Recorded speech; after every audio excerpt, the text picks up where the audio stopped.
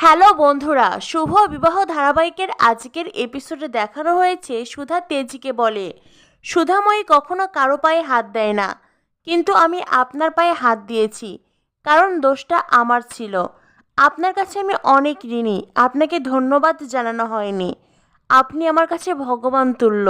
তেজ ভীষণ অবাক হয়ে সুধাকে বলে, মানে? সুধা বলে, আপনি সেই দিন আমার জীবন বাঁচিয়েছিলেন। আপনি যে আমার কত বড় উপকার করেছেন আপনি হয়তো নিজেও জানেন না। আপনার জন্যই আমি নতুন করে বাঁচতে পারছি। আমার পুরো জীবনটাকেই আপনি পাল্টে দিয়েছেন। সুধার কথা শুনে তেজ প্রথমেই কিছুই বুঝতে পারছে না। তারপরে তেজের মনে পড়ে যায় সেদিন বড় বাজারে সুধাকে গুন্ডার হাত থেকে তেজ বাঁচিয়েছিল, তার গয়না বাঁচিয়েছিল। তেজ মনে মনে ভাবে তবে হয়তো বড় বাজারের সেদিনের কথাটাই উনি বলছেন।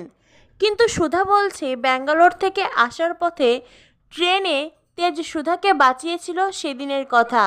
কিন্তু এখানে তেজ বুঝতে পারে না। বড়বাজারের ঘটনা ভেবেই তেজ সুধাকে বলে, সেদিন আপনাকে বাঁচানোটা আমার কর্তব্য ছিল। সুধা বলে, আপনি নিজেও জানেন না সেদিন আপনি আমার কত বড় উপকার করেছেন। আপনি আমার পুরো জীবনটাকে পাল্টে দিয়েছেন। আপনাকে অসংখ্য ধন্যবাদ। তবে জানেন তো, সেদিনের সেই ঘটনার পর থেকে আমি একটা কথাই ভাবছি, আপনি সেদিন আমাকে কোনো প্রশ্ন করেননি, আমার কাছে কখনো কিছু জানতে চাননি। মানে দোষটা কার ছিল, আমি আসলে দোষী কিনা।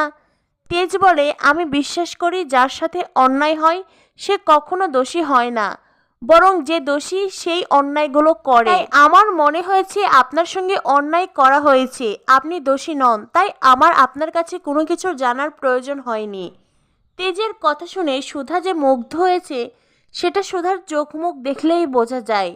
তেজের প্রত্যেকটা কথাই সুধার জীবনে প্রভাব ফেলেছে, মানসিকভাবে সুধাকে অনেকটা দূর এগিয়ে দিয়েছে।